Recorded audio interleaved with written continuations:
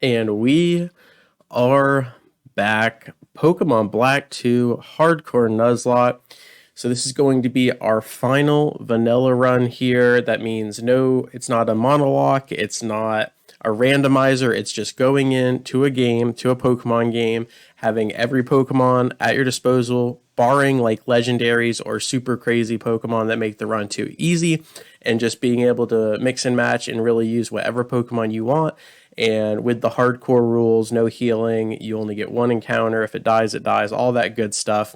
So this will be the final one. If we can complete it, that means we've beaten every game from Gen 3 to Gen 6 with a hardcore Nuzlocke. So there's a lot riding on this one, especially since it took me 4 attempts to complete my White 2 hardcore Nuzlocke. So I'm really hopeful we can do it on the first try.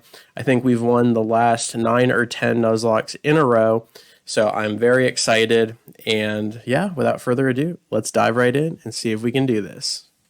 All right, I have used all 3 of these starters over the course of all of our runs in Pokemon Black and White, as well as Pokemon Black and White 2.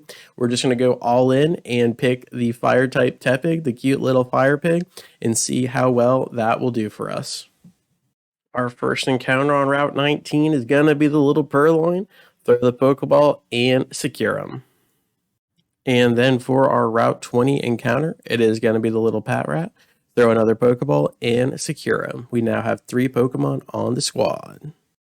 For our Flocesi or Flossily or Flocesi, I have no idea how you say this name, but the ranch right here above Route 20, we're about to get our first encounter, and every single playthrough I've done of White 2 and Black 2, I have not been able to get the Riolu, and I just cannot believe that this was our first encounter. I don't know the percentage of it when you run into the grass, but I do believe it's like a 5 or 10% chance that Riolu appears here. And I mean, I usually just am satisfied with like the Mareep, or I think you can get the baby Azurill here, or the baby Marill here, as well as a couple other Pokemon. But the fact that we get the Riolu, I'm just so stoked, because Lucario could do wonders in the Elite Four. So it's really going to be on me to keep this little guy alive for the entirety of the run. I'm not even risking a critical. I'm not even trimming down the Riolu's health bar. I just want to catch this little guy,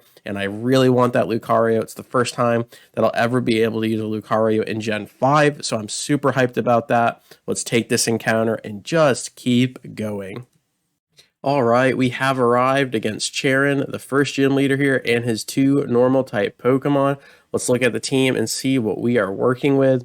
We've got Garrow here, the little kitty, the little Purloin, and he's going to lead the charge here. We have Patrat, Tepig, and Riolu for support.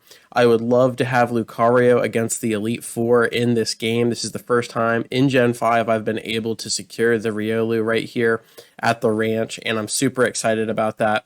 It's just going to be really tough keeping him alive for this entire run. So that's definitely the goal here. As far as this fight, we're going to use the cat against Cheren, and I would love to get some sand attacks down on the Lilipup. So if we can just clear this first 1v1, I think it would really swing the door wide open against the puppy here. But anytime you have this battle, one critical hit onto your team could definitely spell disaster, especially since a lot of my teammates have low defenses and low defense natures as well. So we have to watch out for that. But the Patrat comes down. We answer with the Purloin. Garrow getting out there. And yeah, I think we're just going to roll the Fury Swipes. If you can get 3+, it definitely outweighs Scratch, the damage that Scratch can do. However, it is a 20% miss chance, but I'm feeling risky. Let's go for the Fury Swipes. And we do connect. So if we can get 3+, we already get a critical right out the gate. So this is going to do more than Scratch was going to. So we will definitely take that. But 3+ is the money maker, and there is the workup. So now a potential stab tackle is definitely going to 2-shot, but 1 crit, and it's all over. So I'm going to roll it all again. The Fury Swipes comes down.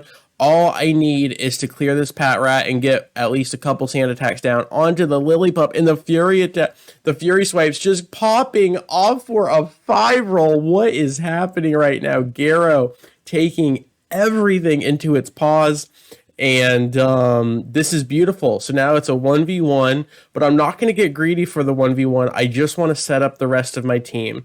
So Lilipup's going to go for 1, maybe 2 workups, and we're going to get as many sand attacks down as we can, and then swap into someone else who can finish the job. Or potentially just roll it all on Garo here after. Let's do one more sand attack, up the ante here. And now I'm feeling a lot more confident. And given that roll, that 5 roll, look at that. We dodged the tackle. Beautiful stuff. We are absolutely dead to critical, but let's go. Let's just make this a Fury Swipes Fiesta. And we do miss as well. And Lilipup gets the second workup. And we are now playing with fire. We are absolutely playing with fire, but let's roll it again. Let's go for the Fury Swipes. We want 3+ here. Garo has to connect, and he does. Can we get the 3+? That does absolutely no damage, but we do get the 3 roll, and we will take that. That does do more than scratches. Another workup comes down, and Lilipup is about to flex as a Stoutland right here, right now. Doesn't need the evolution to do the damage, and Fury Swipes comes down again, and Garo does connect. Can we get another 3? A critical hit comes down, and there is 2. Can we make it 3? Can we make it 4? We cannot, and that is now in heal range, and Lilipup gets a +4 workup, and we are in trouble. We are absolutely in trouble. I really should... I don't know. I want to do more sand attacks, but it really is a 50-50 at this point. Lilipup connects or it doesn't. It's only going to be a 20 HP reprieve from the potion, but that is quite a bit of health back, and we're going to need to connect, okay? As long as we connect, we're fine. That's 1. That is 2, and it's only a 2 roll, and it's only a matter of time before the Lilipup connects and the cat dies, so we need it all right here, right now. If not, Garo may die. A critical hit comes down, and there is the 3. Can we get a 4? And it is a fadeaway, a complete and utter purloin sweep. I've never seen it before. Absolutely ridiculous. We were able to keep the Tepig and the Riolu safe, as well as the Patrat, but really good stuff. That is amazing. I honestly thought we were going to lose the Purloin. That was getting out of hand, but the Sand Attack paying off. The Fury Swipes really coming in. I rarely ever use that move because of that 20% mischance, and you're just so heavily relying on the RNG there. But I will take that. Cheren is defeated, and now we are on our way to that second gym. Let's do it. As always, thank you so much for your time. I really do appreciate it, and I will catch you on the flip. Peace.